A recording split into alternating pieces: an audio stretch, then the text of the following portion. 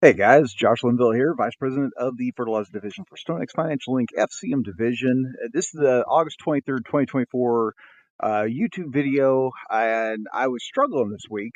The market's been kind of slow out there. There's not been a whole lot really going on. The urea world continues to focus in on India and what they will or will not do.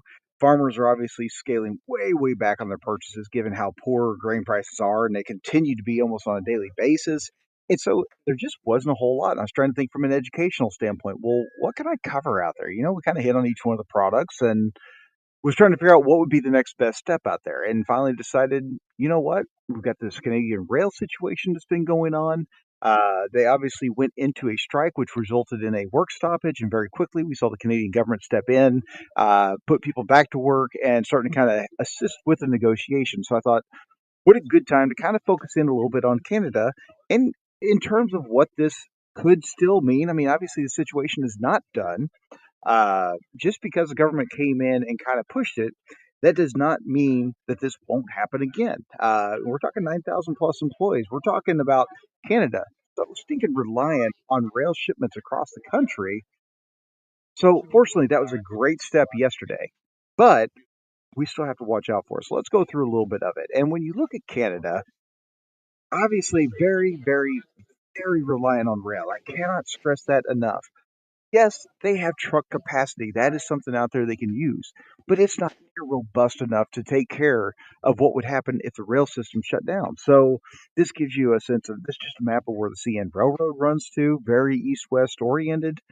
Same thing for the CP. So this gives you just a little bit of a look what we were dealing with, what was truly going to be shut down if this work stoppage had occurred. And so why does this matter? The biggest thing we want to focus on is Canadian potash. Canada is the biggest potash producer and exporter by a mile. It is not a close second on the global scale. Look at where these plants are located. Look at where these mines are located. All in Saskatchewan, all in the middle of the country.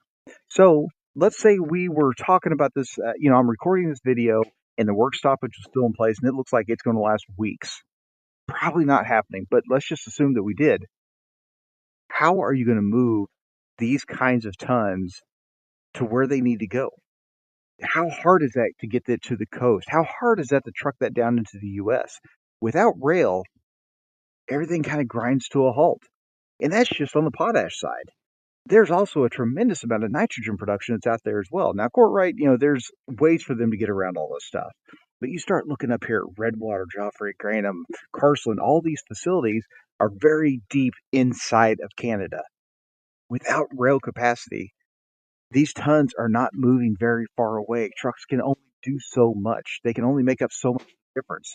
You think about how many thousands upon thousands, if not tens of thousands of trucks it would take to be put onto the road to make up the difference. Guys, it's outrageous.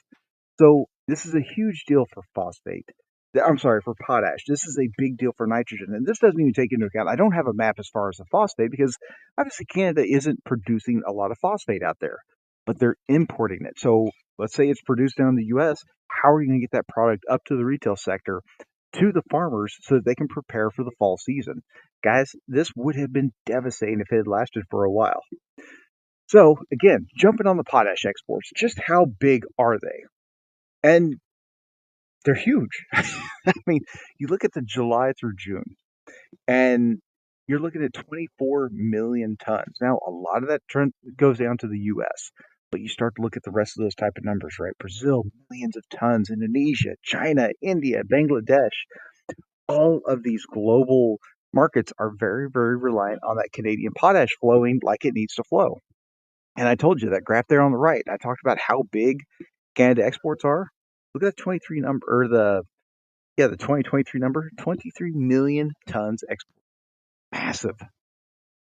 And again, let's look at the exports. Now, a lot of these exports of nitrogen, they flow down to the U.S. You have a big north-south avenues that go on. You have a lot of Canadian product that flows into the northern half of the U.S. You have some of the U.S. product that flows back into Canada. I won't say quite ships crossing in the night. They're a little bit of distance away, but there is a lot of stuff going back and forth. Again, this does not happen without that rail. And then just looking at the imports, same differential. And it's not just coming from the US. We got it from all over the place. So just trying to give you a sense of what we're looking at here.